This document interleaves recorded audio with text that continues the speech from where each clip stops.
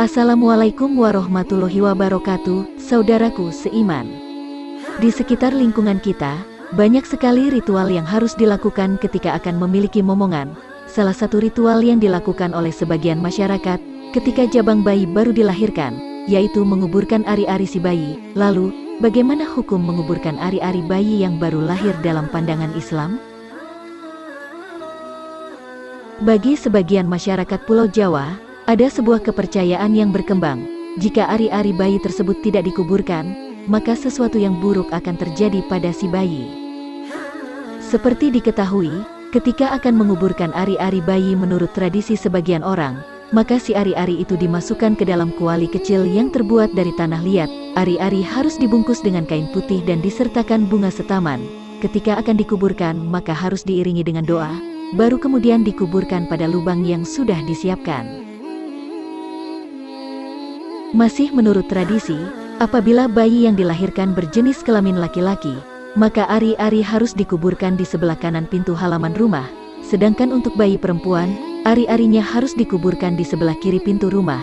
Setelah selesai dikuburkan, biasanya masyarakat Jawa memberikan penutup yang terbuat dari anyaman untuk menutup lokasi penanaman ari-ari, lalu diberikan penerangan dengan lampu 5 watt yang biasanya hanya dinyalakan menjelang malam hingga pagi.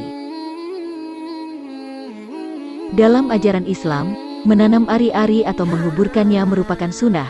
Adapun menyalakan lilin dan menaburkan bunga di atasnya hukumnya haram, dikarenakan dianggap sebagai tindakan membuang-buang harta yang tak ada manfaatnya. Para ulama mengatakan bahwa ari-ari sudah tidak berguna lagi ketika bayi dilahirkan, dan tidak ada satupun dalil yang mengatakan bahwa ari-ari itu memiliki ruh. Maka para ulama mengajarkan kepada kita agar ari-ari bayi hendaknya dikubur atau ditanam begitu saja. Sementara menurut Syamsuddin Aramil dalam kitab Nihayatul Al-Muhtaj menyebutkan, dan disunahkan menguburkan anggota badan yang terpisah dari orang yang masih hidup dan tidak akan segera mati, atau orang yang masih diragukan kematiannya, seperti tangan pencuri, kuku, rambut, alakoh atau gumpalan darah, dan darah akibat goresan demi menghormati orangnya. Berdasarkan anjuran tersebut, penguburan ari-ari bayi sebenarnya boleh dilakukan dengan membersihkannya terlebih dahulu, kemudian dimasukkan ke dalam wadah, ditutup dan lalu dikubur, karena ari-ari tersebut pernah menjadi bagian dari bayi. Namun jangan sampai hal tersebut dilakukan dengan keyakinan, kalau tidak dilaksanakan akan membuat celaka, atau prasangka buruk lainnya akan menimpa bayi kita. Sesungguhnya hanya Allah Subhanahu wa Ta'ala yang memiliki kuasa dan mempunyai kekuatan. Hanya kepada Allah kita menyembah, dan hanya kepadanya kita memohon pertolongan.